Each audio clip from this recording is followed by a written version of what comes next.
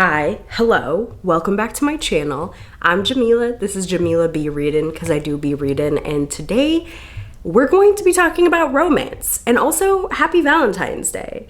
I knew I've been wanting to do a romance recommendations video for Valentine's Day, and it also happens to be Black History Month here in the United States and Canada, which is something I just recently discovered. And so I thought, what better way to combine Valentine's Day and Black History Month by giving y'all a bunch of Black romance recommendations. Okay, and when I say Black romance, I mean that everyone involved in the romance is Black. So I'm not recommending any like interracial relationship romances, and I love those too, but we're just gonna keep it Black today.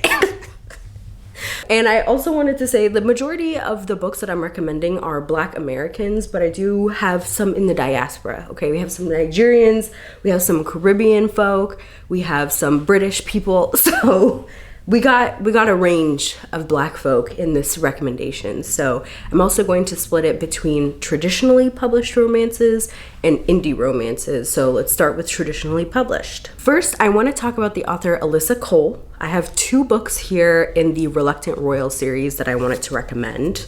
The first is A Princess in Theory. This is the first book in this series. It's following Prince Thabiso, who is tracking down his missing betrothed. And that just happens to be Naledi, who is a grad student living in New York.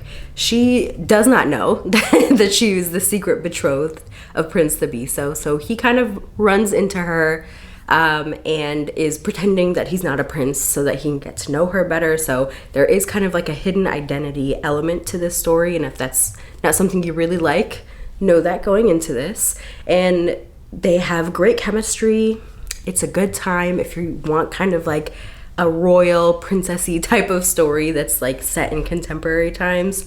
This is the book for you. Also in the series is this novella called Once Ghosted, Twice Shy. It's following the right hand of Prince Thabiso. Her name is Likotsi, and she, when they were in New York the first time tracking down Naledi, she ended up kind of having like this little ting with another woman, and unfortunately they had to separate when she had to go back and, you know, fulfill her duties as the prince's right hand. And she's back in New York now, and they're kind of like rekindling things. So second chance romance, really good time, quick read, highly recommend. Another sapphic romance is Devon and Chris Plans a Wedding by Shinsia Higgins. This has a reality TV show element to it. So we're following Devon and Chris. They enter this reality TV show where contestants are paired up randomly with another person, and they have to pretend that they're engaged. And basically they have to convince their families, their friends, the people in their lives that they are actually truly engaged, are planning a wedding, and the couple that gets the furthest in convincing their family and friends win a bunch of money. So Devon and Chris are meeting for the first time on this TV show and have to convince their families, and are also actually falling in love in the process. Good times. The Neighbor Favor by Christina Forrest is another adult contemporary. We are following Lily and Nick. Lily has been a big fan of this kind of obscure fantasy novel, and she manages to track down the email address for the author, ends up emailing him kind of on a whim, and ends up engaging in this like months-long online friendship with him. And so the first third of this book is actually like epistolary. We're just getting emails back and forth between them, and they make plans to meet up with each other, but he ghosts her, and she doesn't hear from him. Some time goes by. Lily is forced to move in with her sister, and she ends up meeting her sister's neighbor, Nick. Now, Nick is actually the author, and he was using a pen name. She doesn't know that Nick is the author that she had been communicating with, and he realizes like somewhat in the middle of it that this is a person that he'd been corresponding with. So she needs someone to help her get her dating game on because her sister is having a wedding and she needs to find a date. So he agrees to help her find a date. And obviously they fall in love in the process, as it goes with a romance book. I thought this was really cute and fun, and I'm excited to read the second book in this series. We have Honey and Spice by Miss Bolu Babalola, following British college kids. We have Kiki, who has a popular radio show on campus where she gives like advice about various things. And then we have this new guy coming onto campus named Malachi, who is getting all the girls in a tizzy. And Kiki doesn't like this. She kind of calls him out on her radio show, but then is kind of forced to work with him on her show because she wants to get this scholarship, but she needs to increase her ratings. And so her mentor advises her to work with him because he also needs help with a video project or short film that he's working on. And so they have to pair and they fake date to create this new segment on her show, and it's a really good time. There's a lot of fun banter. It's fun. It's a good time. I had a good time. If you love like banter and like cheekiness, this is the book for you. We have to talk about the queen, Tia Williams, okay? So I'm sure everybody knows about 7 Days in June, but if you haven't, first of all, where have you been? What rock have you been hiding under? But second of all, 7 Days in June is following two authors. We have Eva, who writes paranormal, like vampire romances. And we have Shane, who writes like prestigious literary fiction. And it turns out that they've been secretly writing about each other in their books for a while. And that's because they actually knew each other when they were teens. They had this very whirlwind romance, very intense. Things end very badly, but they've just been like pining for each other for like a decade, and they've been writing each other into their books. What a setup. And now they're rekindling 10 years later, like I said, and it's just so good. Tia Williams just like is so good at writing romances that just like take you away, and it's so like pining and dramatic, and I'm just like, give me more. And then she did give us more with a love song for Ricky Wilde. Now this one like just came out. I happen to have gotten an e-arc of it, and then very lovely of the publisher to send me a final copy. This was also so good. I just like read this literally like 2 weeks ago. I haven't really talked about it anywhere yet, so you're getting the inside scoop right now on this book. This one took me by surprise because there's actually a bit of a magical element to this. Literally, when it says a modern fairy tale with magic, I don't know what my brain was thinking, but I was not thinking that it was actually magical. So we have Ricky Wilde, okay? Homegirl, you know, she comes from a wealthy family. She comes from a family of entrepreneurs, and she's kind of like the youngest one. And she's just kind of, you know, she's living her life willy-nilly, okay? And so she's working at her father's funeral home. He owns like a very successful chain of funeral homes. She encounters this older woman, and she basically tells her like, I have an empty like space in my brownstone in New York, and she's living in Atlanta. Like, come through, basically. And Ricky does come through, and she's gonna like live her dream of opening a flower shop. She has like a popular like flower florist Instagram page, and she's going to realize her dream of opening her own flower shop in this brownstone. And she just gets really swept up in the culture of Harlem and the Harlem Renaissance, and we get some flashbacks from a character during the actual Harlem Renaissance. And then she meets this guy one day. She's at a community garden, and she sees him, and they lock eyes, and something magical happens. And then she keeps encountering him, and things happen. And I'm just gonna keep it at that because honestly, like, I was like so thrown aback by like what was actually happening in this book. I was like, is this what's happening? And then I was like, oh, this is what's happening. This is actually what's happening. So I want you guys to experience that same thing I did. Just pick this one up. It's just so like, it feels so whimsical and just magical, and it's such a good time. Now, this is a controversial one. You Made a Fool of Death with Your Beauty by Akwaeke Emezi. Listen, one thing about me is that I'm an Akwaeke Emezi stan. they can do no wrong to me personally. I know people feel so mixed about this book. I get it. I do. Okay. But some of y'all who claim to support women's wrongs also, I don't know that you actually do. Okay? I'm just saying. I'm on Faye's side. I get her. Would I make those same choices? No. But it makes for good reading material, okay? This is following Faye, who 5 years prior to this book, the love of her life was killed.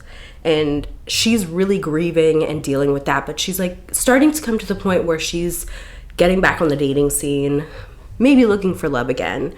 And she starts dating this guy who, for all intents and purposes, is perfect. And he invites her to visit his home island, and she meets his father. Yeah. I had a good time. I don't know what to tell you. If you love mess, but if you also like tender connections and just explorations of grief, like this thing is like doing some deep shit also, you know what I mean? But also it's messy. So if you like those two things, check it out. All right. I'm going to be using this next author to transition into the indie romance category, and that's Kennedy Ryan, okay? Because Kennedy Ryan like has published some indie stuff, and a lot of her indie projects are getting picked up for traditional publishing, and she has some other just like originally traditionally published books, so I'm using her to transition. So we have Before I Let Go. This is kind of, I don't know that I would say a rom-com. It's like a romance with a bit of drama that also has some funny moments. So it's following Yasmin and Josiah. They have been divorced for the last 2 years. They're co-parenting their children. They also own a business together. They're working well despite the fact that they're divorced, and things kind of ended very tragically and sadly. And she's starting to like, both of them experienced something very tragic that happened that precipitated their divorce. And she's starting to kind of find herself again and is starting to come out of like the haze of grief that she was in. She starts dating, he's dating, but they are still drawn to each other. It's a second chance romance, okay? I don't need to beat around the bush. So I just thought it's just so good. Kennedy Ryan is so good at like writing such intense kind of like sad but also good romances. I feel like, okay, not that I've read a Colleen Hoover, and she in fact actually blurbed this. I read like half, not even half. I read a third of It Ends With Us. Anyways, that's the extent of my knowledge of Colleen Hoover, except for all of the deep dive videos that I've watched. But I feel like Kennedy Ryan is what Colleen Hoover thinks she is. Do you know what I mean? Like Kennedy Ryan writes like romance books that deal with harder hitting topics and darker themes, but does it in a way that's like really good and still has like a really good romance at the heart of it. So love that.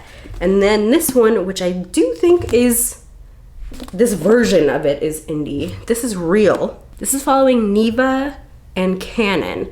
Neva is an actress slash singer, and Cannon is a director, and he's putting together a movie based on a Harlem Renaissance person that's not real, but I'm sure it's like based off of like some real Harlem Renaissance singers and artists. And he watches her on stage on Broadway and is like, I have to have her as the lead role. And so they end up working together. So it is like kind of a workplace romance, and he's the director and she's the actress. So there's like that level of dynamic that's kind of like holding them back from each other. But I just really love this one. It's so heartfelt, but like halfway through this book, it does like have a tonal shift that's like really intense. So I do recommend checking out content warnings for this book. But I really liked it, and I just love Kennedy Ryan. Do you know what I mean? So let's transition in to indie romances now. So an author that I want to talk about, a recent favorite, an author that I discovered in 2023 was Viana Oniomo. So this is Sweet Vengeance. This is a monster romance following Joy, who is wanting to get revenge on the man that assaulted her. And so she summons a demon, and that demon helps her get her revenge. And it's a good time. And I love that for her. I know theoretically he's not human, but like his human shape, whenever he does turn into human, is a black man. So yeah. Anyways, I really like this book. It's so good. Check it out. Another book that I read from this author was Just for the Cameras. This is a poly romance following, I'm blanking on names right now, but they're all friends. The two of them are a couple already, established relationship. They're also sex workers, and they do content together. And then their friend is their roommate that lives with them, and they're trying to spice up their content, and they invite him to help spice up their content. And it turns out that everyone's in love with each other, you know, and they all fall in love. And it's a good time. Another author that I want to talk about is Mimi Grace. I feel like I've talked about this book so many times, incessantly. But What a Match by Mimi Grace is my favorite rom-com of all time. It's following Gwen, who is just so sick and tired of the dating game, and she's taking matters into her own hands. So she hires a dating matchmaking agency to just help her matchmake with men. And she goes like on a ton of dates trying to find, she's just like going in a very like analytical approach. She's just like, I need to find my man, and I'll date as many people as possible to get to that point. Meanwhile, her brother's best friend needs somewhere to live because there's like some sort of construction happening in his apartment, and she's a pull-out couch. So she agrees to let him stay with her, and he's always like kind of secretly been in love with her.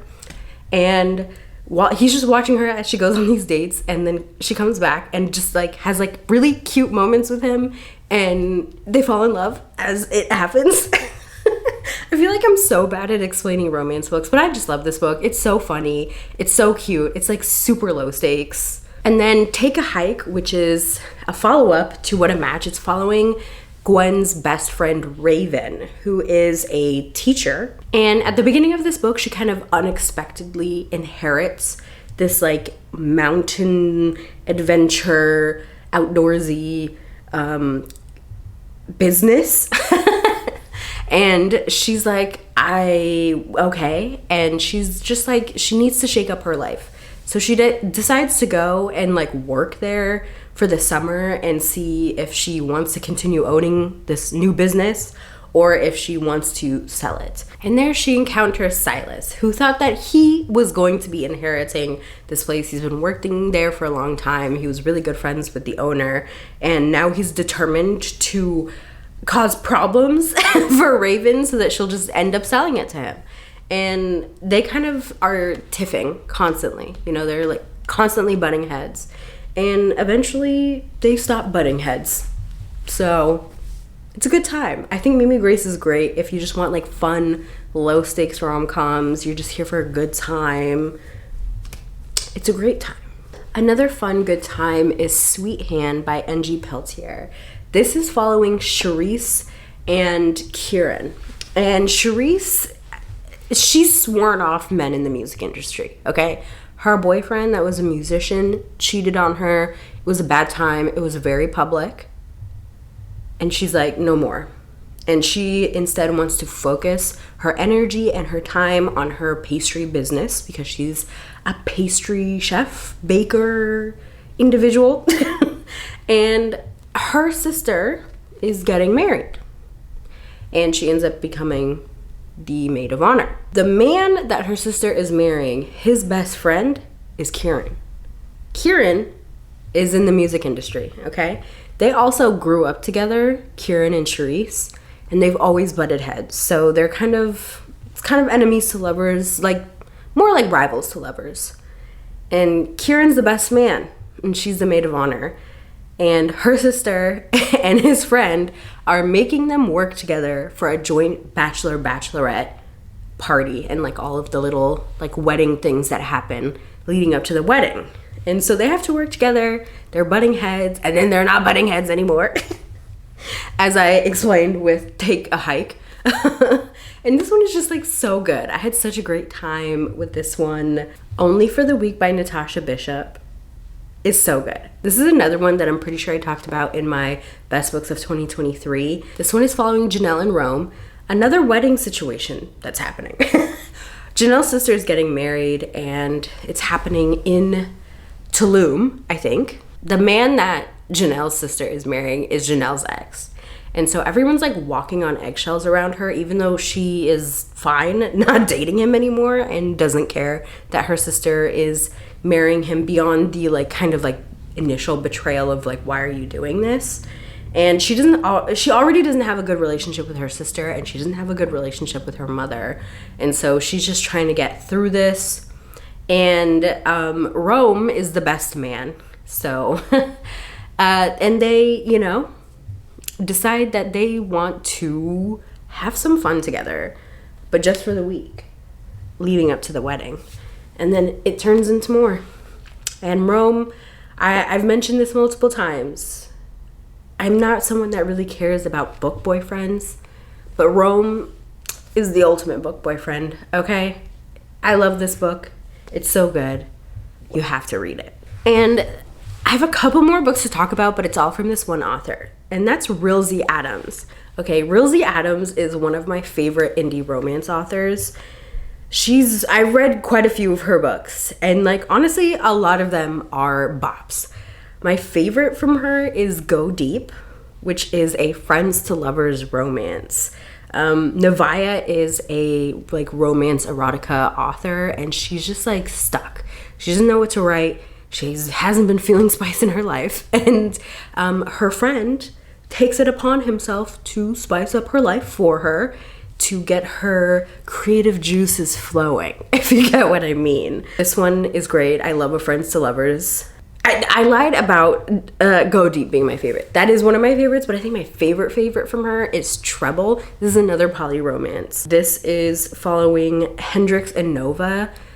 They are married and they're in an open relationship, and they typically like date other people separately from each other. They never like have someone together with the both of them. Do you know what I mean? Until they meet Sadie.